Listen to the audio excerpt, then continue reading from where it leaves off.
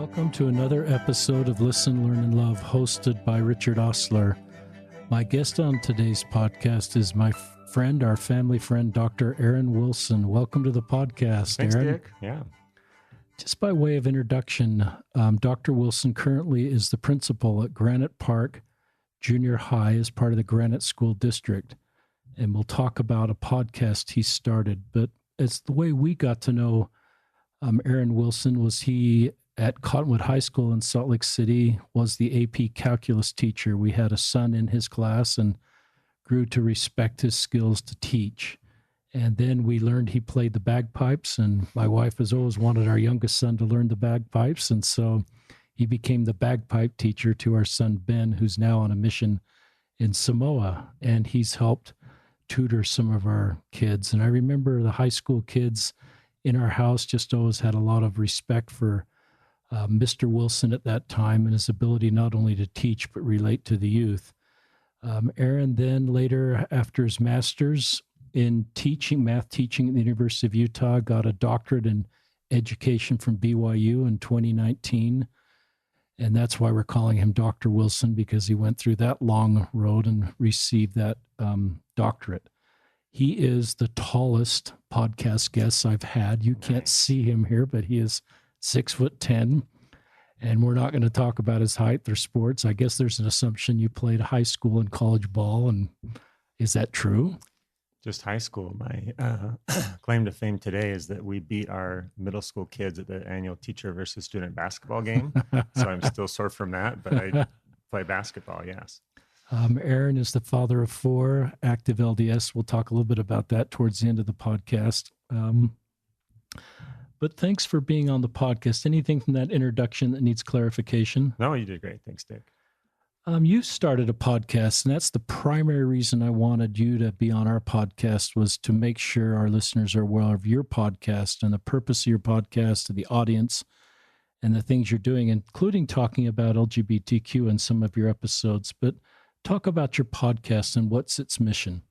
Yeah. So first of all, I love being a school principal and conversations with parents where I'm truly able to help, educate families. And I realized that my influence was probably only reaching some parents in my school. And I wanted a platform to explore, and share with parents things that I know or have resources that I have for a more general audience. And so this podcast explores, challenging, unfamiliar topics in public education. And I want parents to be empowered. I want them to have the tools so they know how their kids can feel safe at school, so their children can really use education as a leverage point to reach their potential.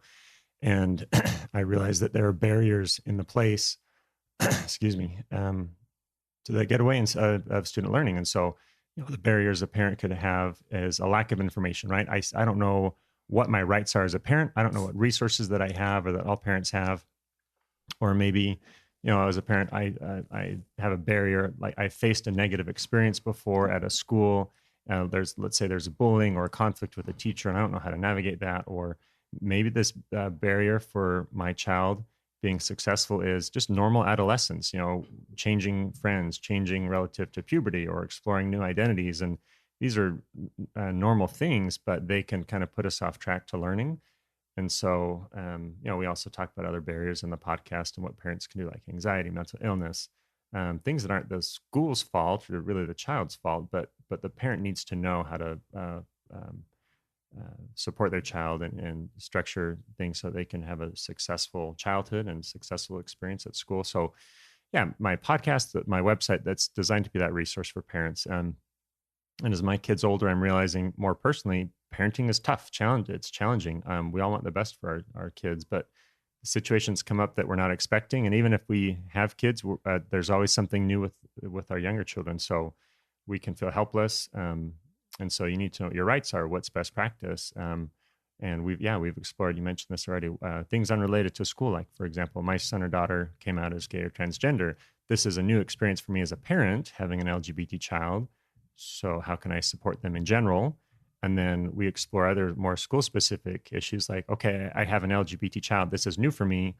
What does that mean with my child attending the public school system? And so in a similar way, I talk about various student populations, and I address parents of those specific student populations so they get some some footing, some traction to know the rights, the resources out there. And it's been so rewarding for me. I didn't anticipate how much I'd enjoy doing this and the positive experiences, but it's been surreal.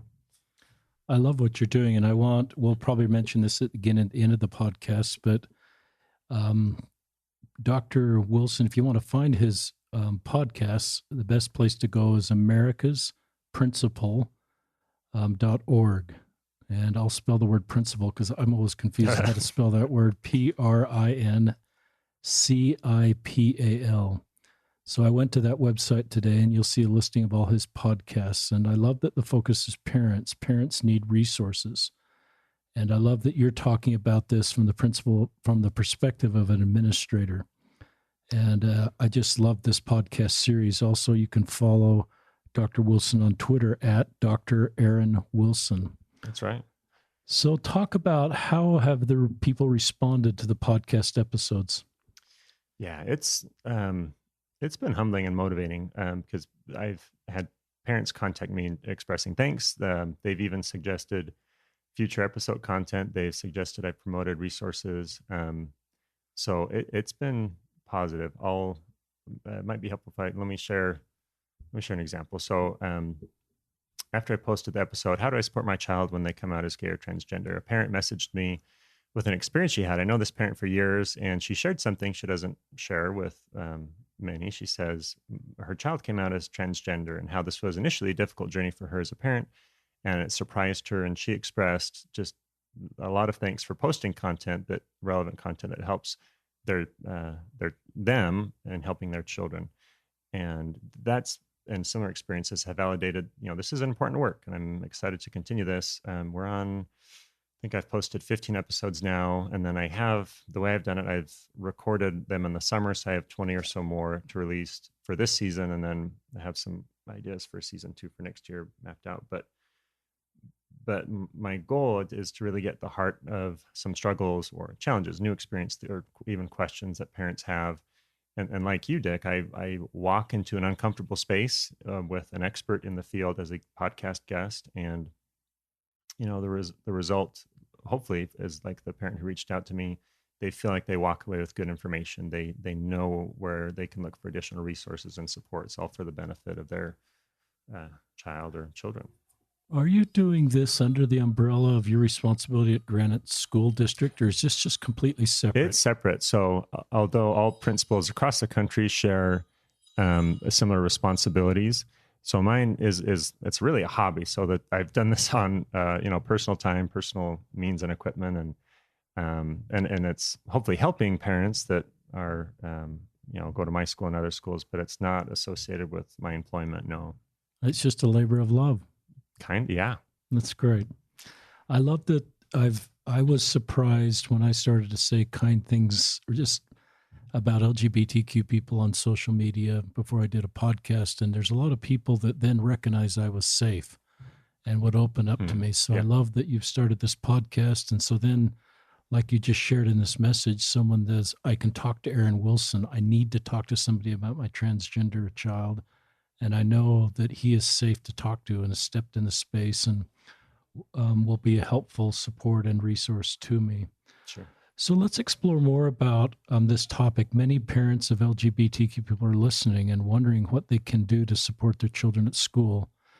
Can your podcast assist these parents? Yeah, sure.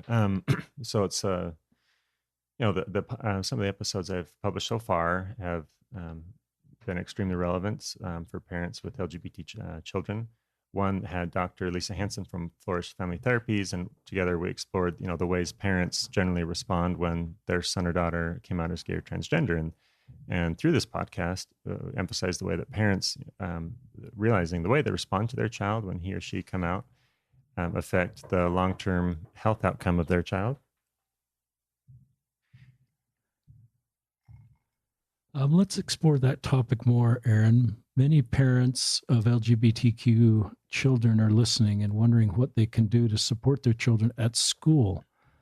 How can your podcast assist these parents? No, yeah, I'd love to talk about this. So the episodes that I've published so far include one with Dr. Lisa Hansen from Flourish Family Therapy. And she and I explored ways that parents generally respond when their son or daughter come out as gay or transgender. And through that podcast, emphasized the way parents respond to their child, that it affects their long-term health outcomes by the way that they act or react to their son or daughter after they come out, that the parents are a key determinant in their child's future.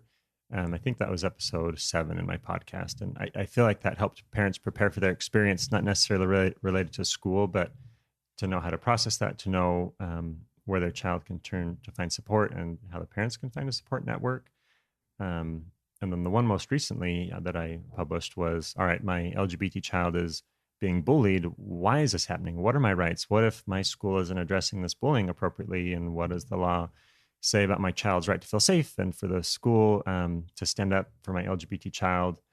So those are some examples. And one that I've recorded but haven't released yet that I think parents will be interested in is it welcomes the equity specialist from the Utah State Board of Education. And we discuss parents' advocacy roles they can take and the LGBT students' rights to be themselves. And then we get into some really granular questions that I think LGBT or parents of LGBT children have. That question is, what if my child comes out as gay to my their school counselor before me as a parent? What does confidentiality look like in that situation? What's the ethical standard for counselors in the state of Utah to follow? And then we also discuss issues specific to transgender students and their families. For example, what are students' rights in being referred to by their preferred gender pronoun or preferred name? And what if we want to formalize that on a school record? Or we also discussed in that episode transgender students using the preferred bathroom of choice and addressing parents' questions or concerns on that issue. So I guess I'd say, have I discussed every single issue that an LGBT child would face in a school? No. But my goal is, as the weeks go on and years go on, that more information is published, that I'll have this more comprehensive resource for parents. And I'd say even some of the podcast episodes are very general, that, how do we advocate for the rights of our students overall? You could apply that to any student population. And maybe a question you asked, but could I add something else? Sure, please do. A question you didn't ask, but one that I feel strongly about. So each podcast episode, it highlights a specific question or issue from a student population that the parent is helping them navigate. And when we talk about LGBT students and make sure school is safe for them, really all students benefit. So as an example, different podcast episodes outlines how parents and schools to work together to prevent bullying of LGBT students and make sure that bathrooms are safe places for transgender students. But guess what? If bathrooms are safe places for LGBT students, then they're safe for every student. That's cool. That is cool. So I found that principle to be true in many settings. The principle is if we focus on a marginalized or at-risk or vulnerable student population, all receive the benefit of that focus. For another example, so the junior high, of which I'm a principal, we have a high number of refugee students and English language learners. And so my teachers, because of this, they design their tier 1 instruction, or the first time they teach, they use strategies that allow for learning. So dual coding or intentional use of vocabulary or spiral teaching or other practices. So as a result, all students in the class benefit from that instruction, not just the ESL students. And that's the great thing about education. And when we make sure that one student group that could be the most vulnerable or most need of support, when we make sure that they are safe, the other students don't lose out. If that one student group, for example, LGBT youth, have access to safety and education, we find all others benefit as well. What a great principle. And I listened to your episode 15 with Bonnie Owens this morning that you referenced, and I thought it was very interesting to hear the insights to bullying. Mm-hmm. And I know that's something that administrators are trying to end, but I love the focus on LGBTQ bullying in particular in that episode, and just the rights that parents have, because as a parent, and you're a parent too, we want our children to be safe at school. And I was impressed with all the work that's being done to make sure students are safe. Sure. And as she went through the legal work that's been done in the state of Utah, I was very impressed with thoughtful people that are trying to do their very best to make the academic experience safe. And I love the teaching that is to fellow students as they're seeing teachers. I want my kids to be in environments where if they become bullies, that they're called on that so that they're not bullied. And if they are bullied, that they have teachers and administrators, because I think we all do better and we come out of the academic experience with skills that help us through our entire life. Sure. Yeah. Do you find parents feel the same way, that providing equity for one student population helps all students? Yes, I do. I mentioned this briefly. So the school I'm a principal at is very diverse, and I love that. You know, we have students from over 40 countries speaking over 50 languages that are enrolled, and it's a very safe and inclusive place. And generally, parents, when they walk in, they feel that and acknowledge that. And I know that isn't always the case in other schools. I had a parent reach out to me from back east, and this parent had a concern about LGBT literature being included as curriculum in her child's school district. And so your question sparked that experience. And I think it's worth mentioning because this issue, in my law class in my doctoral program, we studied this issue, and it's playing out, and this issue is playing itself out in districts across the country. And let me talk about that. So what I think is unfortunate, in my opinion, is how these situations of, for example, LGBT literature, they can be mishandled on both sides, where LGBT literature in schools, they really can bring communities together, but the introduction of the literature into schools, if not done well, can and does further polarize schools from others, from stakeholders and parents. So, for example, the schools reading books like I Am Jazz. This is a book where a 13-year-old protagonist says, I think it's a girl's brain, but a boy's body. I think that's the one. And another book that's been criticized for use in schools, King and King. It's a book where a prince is told before he can be king, he needs to marry a princess. And he says, I've never cared much for princesses. And he marries a prince instead.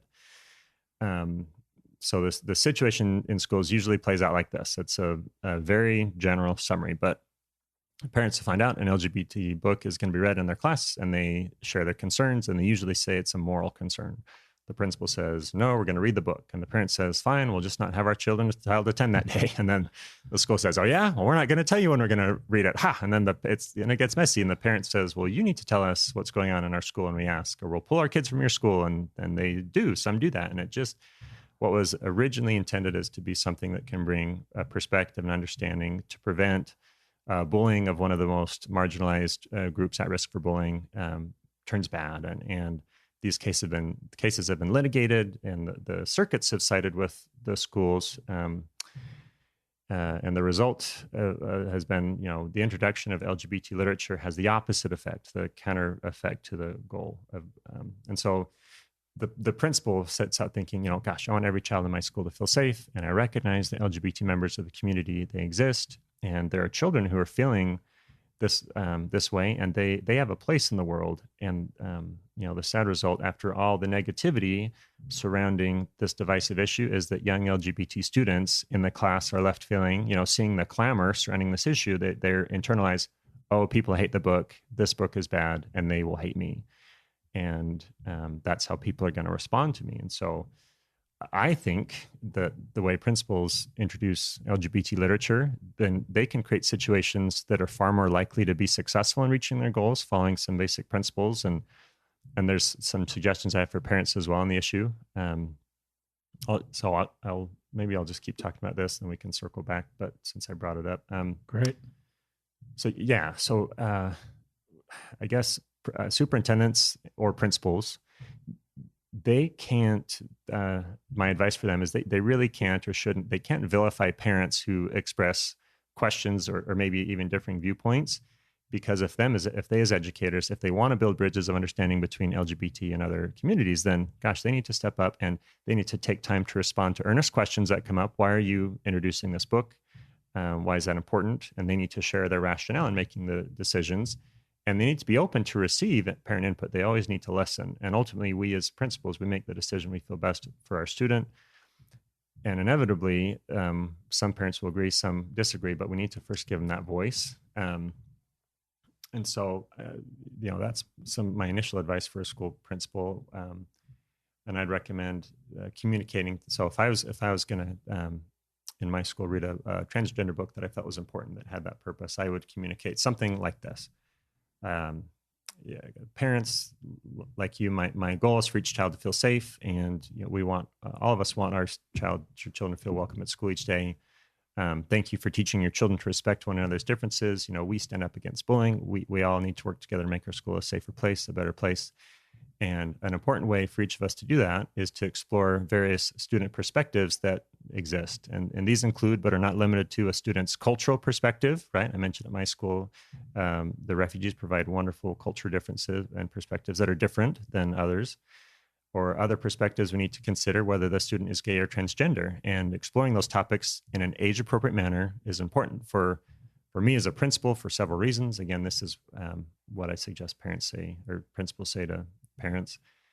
And I'd explain, gosh, whether it's intentional or unintentional, children and youth who identify as gay or transgender very often receive negative messages. And those negative messages are at odds with their emerging sexuality or gender identity, and some of the factors that put LGBT youth at higher risk for depression and even suicidal ideations. And so I'd explain to the parents, your role is important, teaching your child how to be respectful for all people, but and also schools play an important role in engendering respect for all people. And we work together. And the goal in exploring various student perspectives is we don't promote homosexuality, but rather we affirm that they exist in ways that, and having this affirmation that if we can divorce that from negativity and discrimination and other harmful messages, that's what we need to do.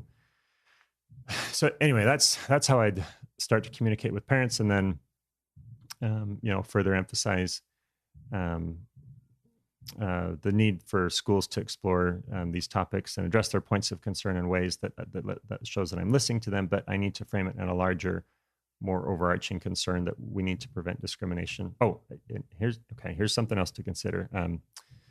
So the parent who emailed me, she was a religious person and had objections to the principal including LGBT literature in class. But what's interesting, her objections were not from a moral standpoint, rather so the principal adopted really poor communication in this incident. He was taking away the rights of parents to support the reading of this book. So this parent said to me, look, if you told me when this book was being read, I would sit down with my child and I'd say, in class today, you're going to read a book that's going to teach you how some people think in ways that you maybe haven't thought of or we haven't talked about as a family yet. And it's important to me that even if other students are laughing at the book, that you don't. And in our family, it's important to treat others with respect. And how you act today when you read this book will show that you're respectful to all people. And I send my child to school. And because the principal essentially said, we're only going to read this book once, and I'm not telling you when, it did take away from that parent's ability to reinforce the content and the underlying message. So, in that case, that specific case, another consideration for that principal is, if a book is worth reading, it's worth referring to enough through the unit of study or during the weeks that the theme is being explored. And so if developing empathy for LGBT people is important to the principal, then why are you going to just read the book once and never talk about it again? Better pedagogy would be, and what you would say to the parents is, we'll be reading, this book. It's going to be on this date, and we will reference our reading as we talk throughout the unit on respecting other people.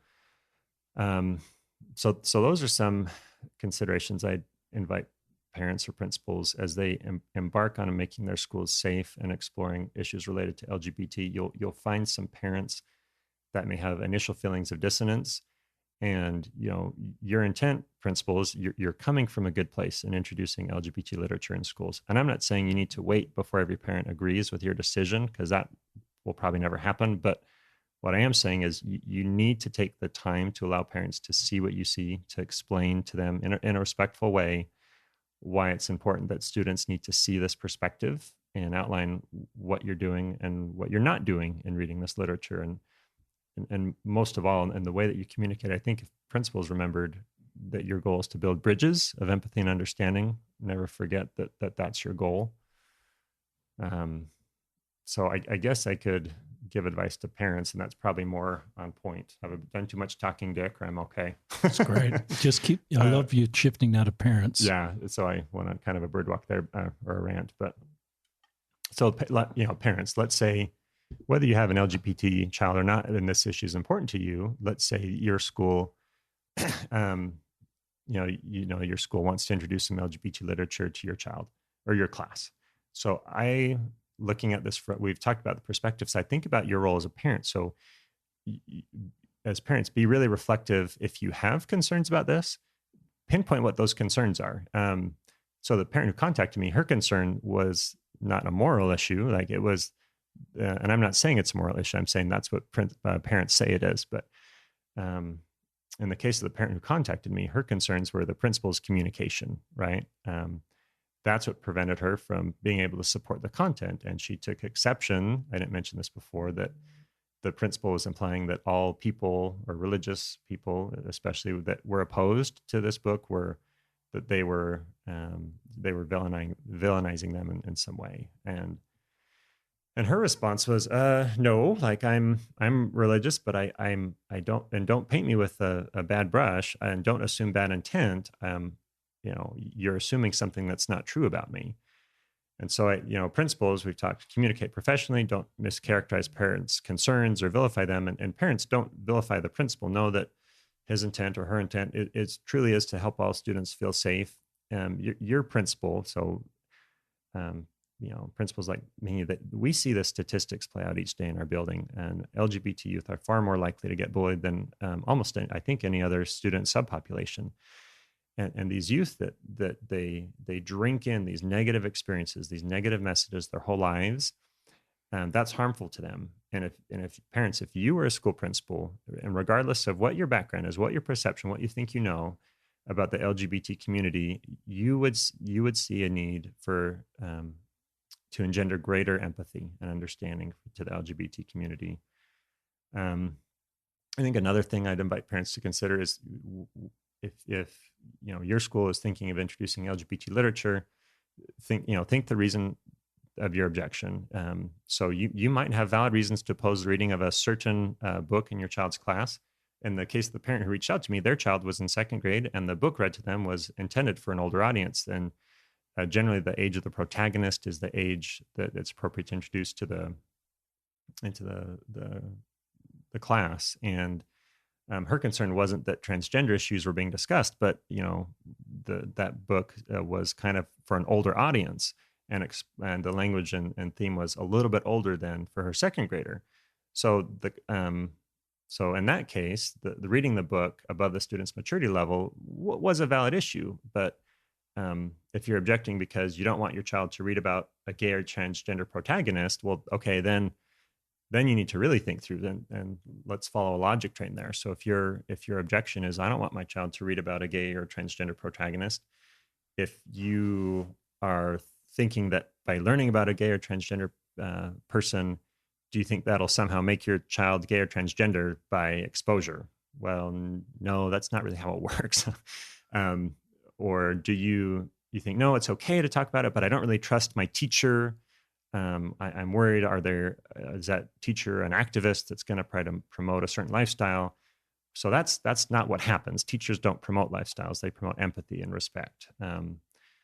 So let's say you have a concern. Let's say, gosh, I'm a parent. I object to my child reading a book with an LGBT character because I don't want them to know, I don't know, how LGBT people think.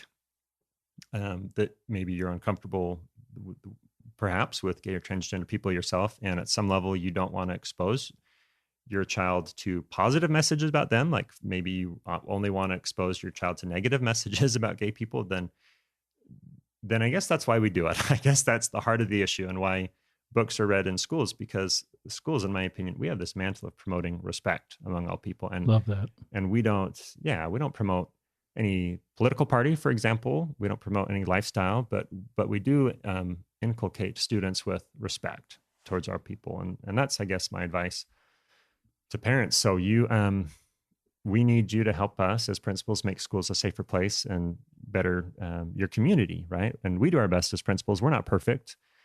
We have our faults, but we're more effective when we have parents who offer their perspective, when you communicate your needs, when you share what's important to you. I have a future podcast episode that's done, but we just haven't released, how parents can be involved. And for now, I'll just emphasize one small part of that podcast. It's a community council. So if you're listening to this podcast and you're saying, how can I be a part of ensuring that equity is happening in my child's school?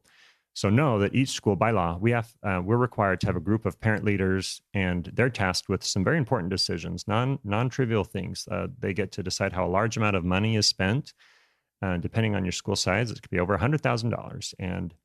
And part of what you do is how to improve learning, but an integral part of how students learn is how are they safe? What goals does a school have relative to safety and bullying? And you make decisions on that committee, that council, that affect your child's school and community. And if you're passionate about promoting student equity, well, run for a community council. Be an engine that drives this in your school, because as I'll tell you, as a principal, we need your voice.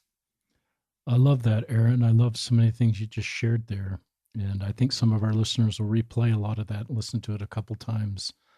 I love the responsibility to promote empathy, and that that it is appropriate for a school to promote positive messages about LGBTQ people. And I recognize that that's one of the missions of academic, and that's why I want my kids in school. Just a couple thoughts. Yeah.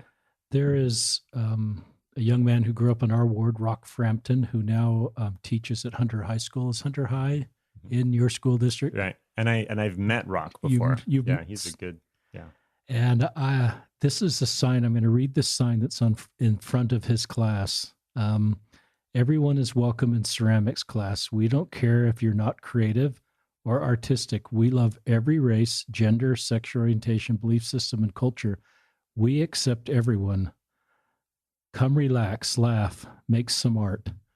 And I just love, if I'm a student in his high school, I love that sign. Any thoughts on that sign?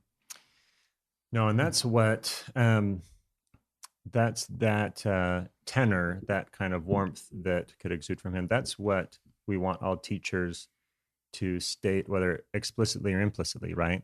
We want students to have a safety net, because school, even though it's or public education, the best institution out there to have kids explore different pathways for learning and have an opportunity to collaborate with other students, it can be challenging because you experience with a lot of students together the potential for conflict. And you have the opportunity to learn from some amazing people. Teachers are the salt of the earth. And part of the brilliance of school is you put students in contact with amazing people all day. It changes them, and for the better. And I'm glad that Rock communicates that. And the goal, I think, of every teacher should communicate that school is a safe place and that we're culturally and all other ways responsive. So I appreciate that Rock. It's a small world that Rock.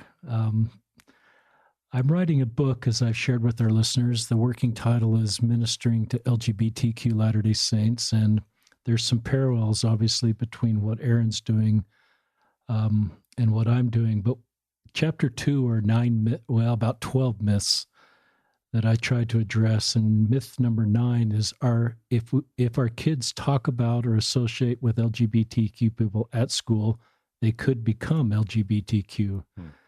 And I've written here since most of us started seeing an increase in Latter-day Saints who identify as LGBTQ, it could seem logical to conclude an outside influence such as school is causing people.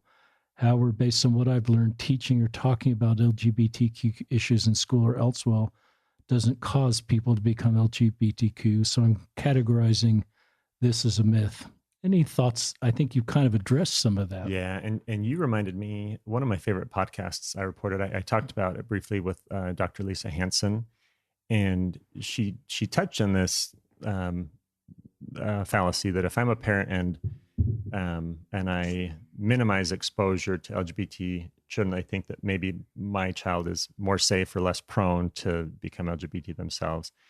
And in fact, if your child is, gay or transgender, let's say for sake of an example that your son or daughter is gay, if you try to shelter them and minimize exposure from other students that might be the same, then their long-term health outcomes are worse than if you say, you know what, I'm unfamiliar with this, but we need to help you find your tribe.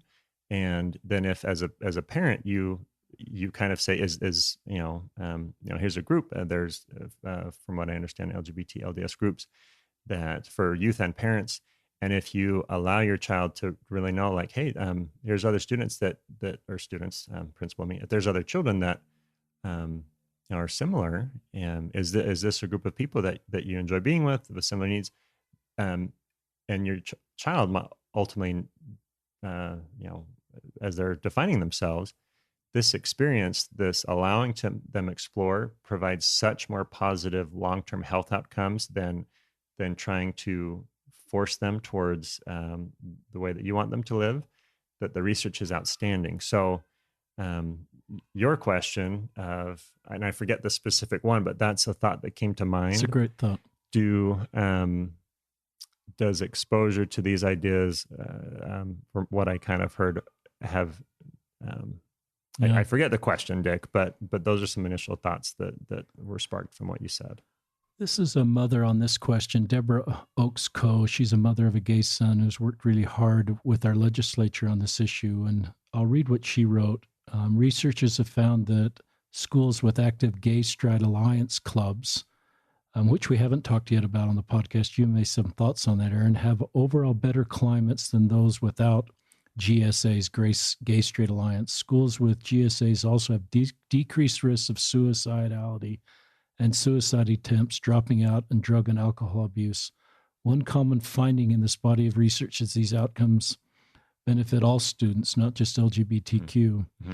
GSAs have been found to have protective effects. Youth who are receiving social services, such as those in foster care, homeless shelters, are especially at risk for negative consequences. However, in a study of LGBT students receiving social services, found that those who went to schools that had GSAs were significantly less likely to experience suicidality, sorry about that, and to report suicide attempts.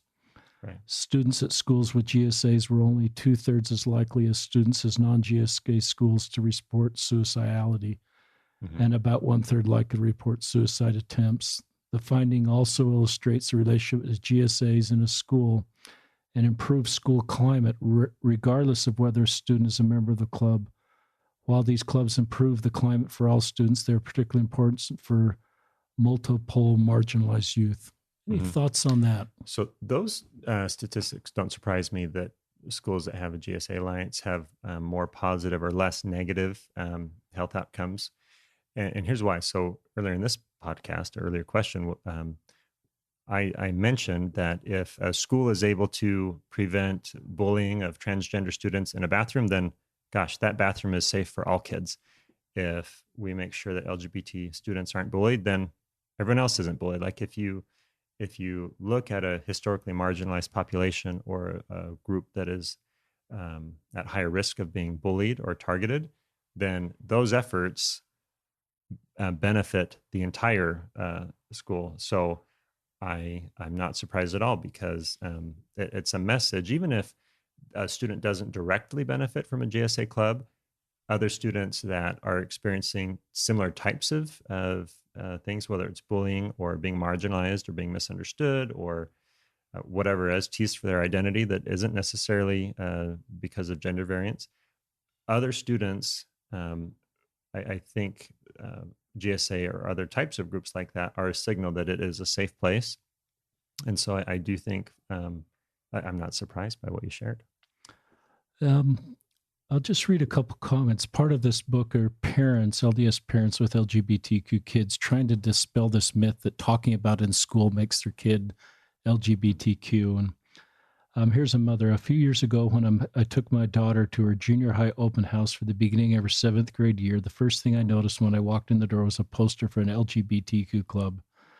Not having that be part of my reality yet, I felt a pit in my stomach that my kid would have to go through school with that kind of influence. I couldn't believe the teachers would have rainbow flags in their door to encourage this kind of behavior. I had thought myself loving towards those in the LGBT community, but had a fear that if this was present in schools, my children would be influenced to be LGBTQ, which at the time I couldn't think of anything worse for my kid. Fast forward to the middle of this year when I noticed a huge change in my daughter's personality. Our goofy, witty, interactive, child's relationship had took it 180 degrees, and I felt like it had completely dried up. She was struggling with friends and figuring out how to fit in.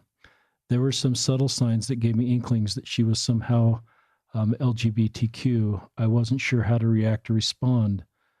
Things just kept going downhill and more dark in her life. I remember one sleepless night sitting in my bathroom, crying, praying, pleading for my daughter. I knew things weren't okay, but I couldn't put my finger definitely on anything. The next day, through a series of events, I found out my daughter had a girlfriend and had gone on a date with her. My world was rocked, flipped upside down. Um, my husband and I had many prayerful discussions when we thought best to handle this. We had discussions with our daughter, who has told us she was bisexual. We let her know we loved her. We let her know that we didn't doubt her feelings of attraction. In one conversation, my daughter told me that she and some of her friends had made a pact that if someone's parents kicked them out, the others would take them in. It broke my heart knowing that my daughter had some of her peers, and this was a catalyst for me helping understand the need for more discussions in school regarding our LGBT community. I went from feelings of fear, which is, I think, a feeling a lot of parents feel, and detest towards these LGBT clubs and teachers, to strong feelings of gratitude and love. Any thoughts on that comment? Yeah, so it's interesting. You mentioned the parent had an initial negative reaction of seeing a rainbow. Like, I can't believe that schools would, and I think the word maybe in the text was promote, even though schools don't promote any lifestyle, we affirm, their existence and build empathy and respect. So it's really interesting. Symbols mean different things to different people. And I think that's true. When people think of the LGBT community, you'll have a lot of people that coil with a negative response. And it's not because they know members of this community personally. My opinion is that it's based off of ideas that they have heard from a very saturated or polarized group, and that kind of becomes perpetuated in these negative ideas. When really, if I believe if parents were able to view the content and discussions of a GSA club, they would find it's very different, and the work that they're doing is important and positive. And so overall, I think some of the it's interesting, the story you said of how her experience changed because it benefited their student.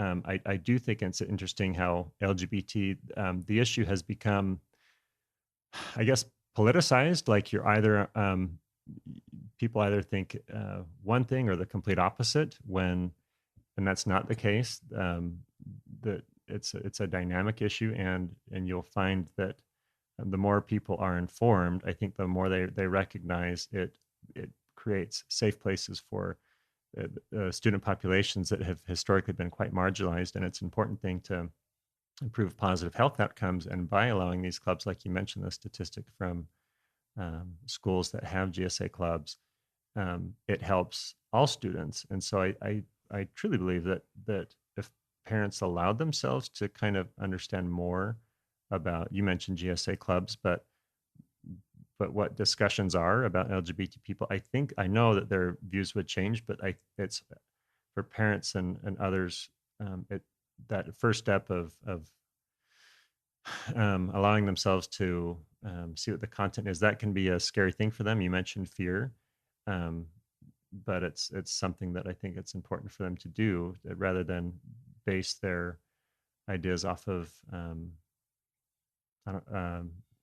rather than base their ideas off of what they think they know, to look at content or discussions with an open mind and realize, gosh, this isn't bad. They're not promoting things. It's promoting empathy to all students.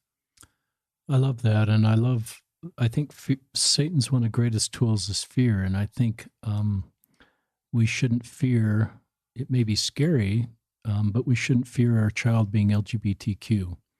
I think that's maybe a natural fear, but I think accept that's a possibility as a parent or a school administrator, and create a culture and environment that child will thrive. I'll just read a couple more comments, and then I'm going to ask you some more questions. I have two gay children, a boy and a girl. Neither of them chose to be gay or thought it was cool. In fact, they both hated themselves and tried as hard as they could not to be gay. And this is sort of back to why, if we talk about in school, we might influence someone to be LGBTQ. I don't believe anyone, even if they did thinking gay was cool, would choose to change their orientation. There's still far too much risk of alienation, physical harm, verbal assault, religious and spiritual trauma, family loss. Also, if school clubs could influence orientation, my son would be straight. Every kid he knew in club was straight. My son was into sports, played basketball, soccer, basketball with a lot of very straight boys. It didn't change his orientation, no much how hard he tried or how much he wanted to. He even joined the Air Force to become straight. And then this is a mom of a transgender son. My son has never met another trans person until he attended North Star Conference, and oh, how nice it was to know he wasn't alone. Since he's been out, I don't know anyone who becomes trans from knowing him. When you look at a transgender person's life and the struggle they encounter, nobody looks at them and say, hey, that looks fun. I think I'll be transgender so I can go through all this pain and suffering. We're both active LDS parents. You have 4, I have 6. You have a younger family. My family's out of the home. I sort of connected this space because of my stewardship responsibility as a YSA bishop, and I had LGBTQ. Did you connect to this space separately from your responsibility as an administrator, or did it come because of your responsibility as administrator? Yeah, I would say initially because of my responsibilities as an administrator.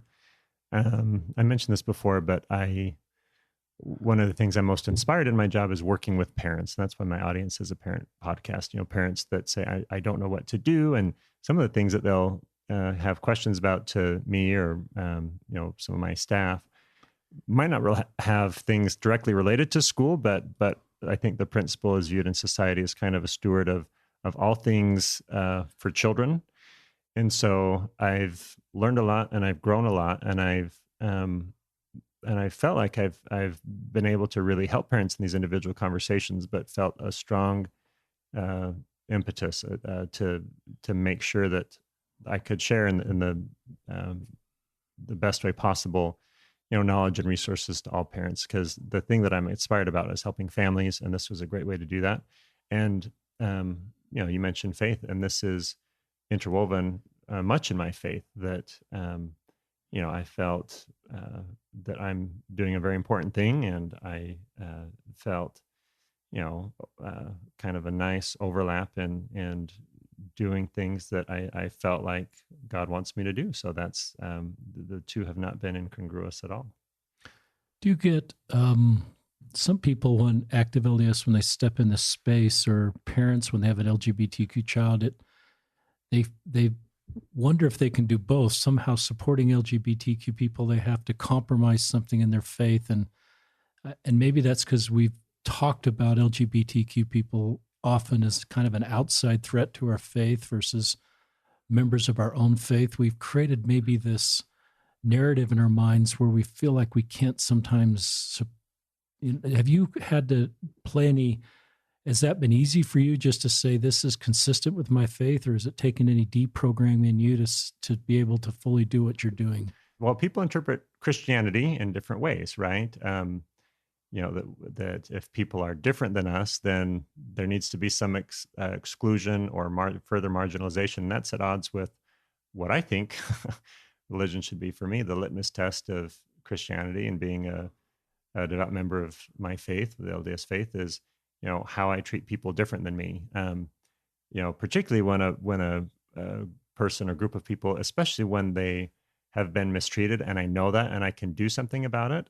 Am I going to turn the other way and ignore my influence to do good? Am I going to just treat them like everyone else, or am I going to do what I can to partner with people to make sure that I can use my abilities to ensure that they have the opportunity to thrive? And I believe that for me, that being an active member of my faith is to use my knowledge and resources to help all student populations and all families. And I don't know why there would be a barrier or reason not to help LGBT students, children, and families.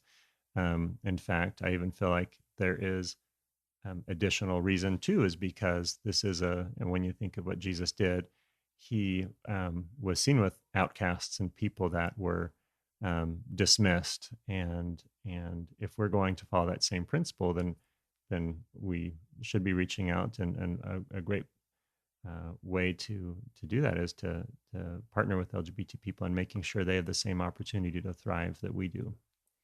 I love that answer. It's consistent with my answer. It took me a while to get to that point, Aaron, because I'd been brought up with such an us versus them narrative.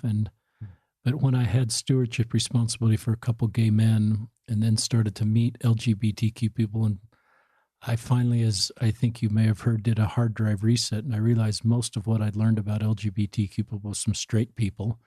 And I felt like it would probably be good to just not, because I didn't know what was accurate or not. So I just kind of wiped my hard drive clean, and I said, I'm going to let LGBTQ people or parents of LGBTQ people or research teach me about LGBTQ people. And that really helped then.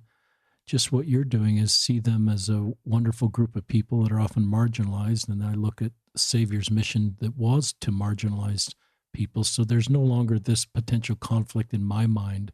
In fact, it aligns with my baptism covenants as a Latter-day Saint to reach out to those that have the hardest road and do everything I can to lift their burdens and also to see their contributions. Sorry, I like what you said, because I think a catalyst for both of us is where this issue became more important to me, working with families in a stewardship role, right? And I think until you have an opportunity to serve others and truly see how you can help them, some of these issues, you don't realize their importance. And so I think that's, probably why we're commanded to serve, is because we can recognize the importance of doing so and get to know people that we probably couldn't in any other way. Love that. How can people support you in the great work you're doing? Gosh, just listen. Listen to the podcast.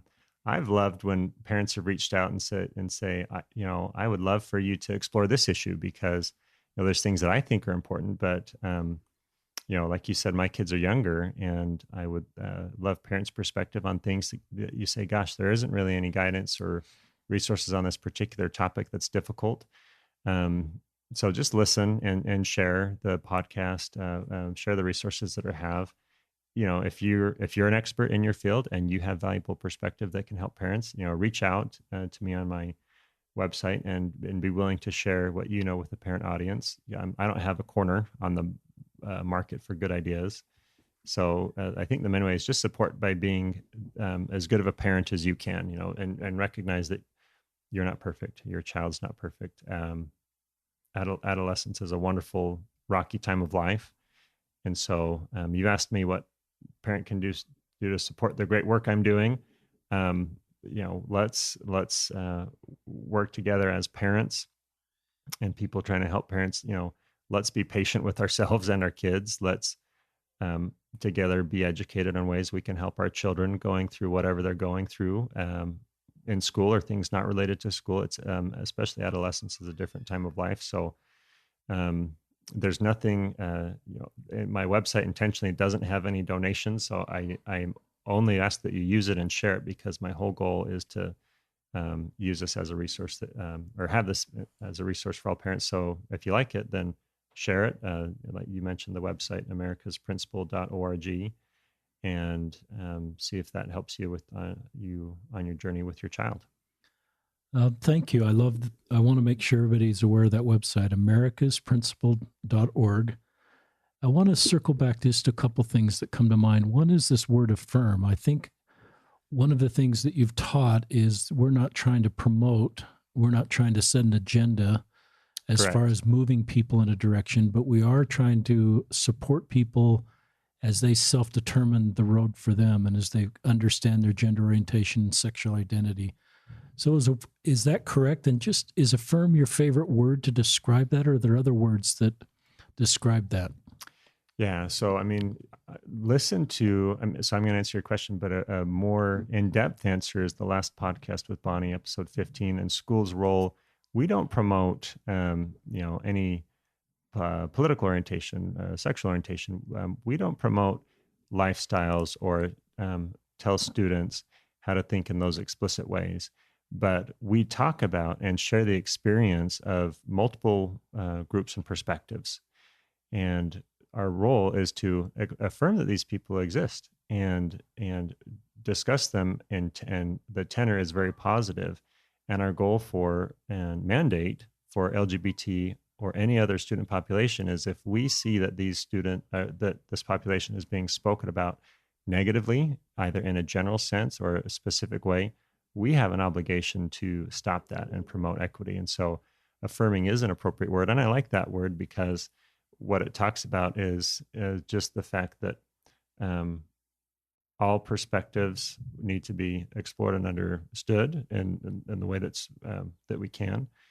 And we need to make sure that all, sorry, that all different perspectives are valued. Now, that doesn't need to say that we need to subscribe to those perspectives, but know that that they need to be spoken of and addressed and in very positive ways. I love that. I love promote versus affirm. And that's what I think in the focus of the podcast and the space I'm in, because I'm recognizing I'm around LGBTQ people that are LDS, and at times they step away from the faith that I love. And that causes me some grief. I don't like anybody leaving, but I recognize that my role, perhaps I'll invite everybody to stay. And maybe that's appropriate in a religious context, especially if I have stewardship responsibility, why a school wouldn't do that. But at the end of the day, I affirm their decisions. I let them self-determine. And so that's the way I've navigated that. I think one of the things that I think we hear sometimes is that society is going in the wrong direction because more people are coming out, and they're coming out earlier.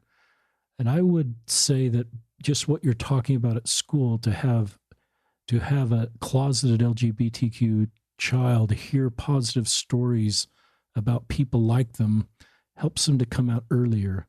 And then to me, that everybody wins as someone's able to come out earlier. I don't think those stories cause them to take on LGBTQ orientation or gender identity, as you've taught. But then I think everybody can make better decisions. Are you okay? Any thoughts on any of this stuff I've just said? Yeah, I think regardless of when, for example, a gay youth decides to come out, because that would be a very personal decision on the timing and everything else. I think an important thing that schools can do is to make sure that, let's say there's bullying or negative talk about gay people, that teachers say, hey, that's not okay. And then there's a perspective, and we've talked about this, that share, explore perspectives from a very positive way. We talked about transgender or gay books being one of those ways.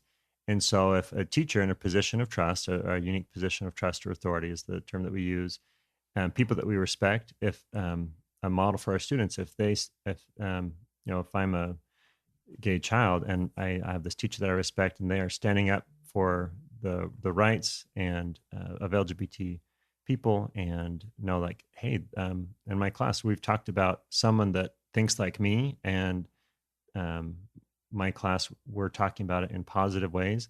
That is so helpful, so that whenever a child does decide to come out or express their gender identity, they're not being beaten all the time inside with negative messages. And so schools do have a very important role in promoting this, so that students can live safe and happy and healthy lives. And so those are some thoughts I had as you were talking about the role of schools and how that interfaces with all kids. And then we've talked about the perspective of an LGBT youth or child, and we've talked about several times on the episode that by doing that, let's say that I'm not an a member of the LGBT community. That's fine. And my argument is, hearing those messages do no harm, because I know that gay and transgender people exist. How great that I'm having accurate information about them, and how great that the message that schools are teaching me is, you know what, you can believe differently. This is a perspective that might be familiar to you or not, but we respect different values, different perspectives, and people that choose different than you. How great that the non-LGBT students hear that, because things like bullying will go away and discrimination will go away. And and we talk often about long-term outcomes, long-term health outcomes. Those improve with less depression and suicidal ideations. And so I think some parents might be cautious still and wary about the goals of school. Our goal is, we don't have agendas. Our goal is to promote respect and equity among all student populations.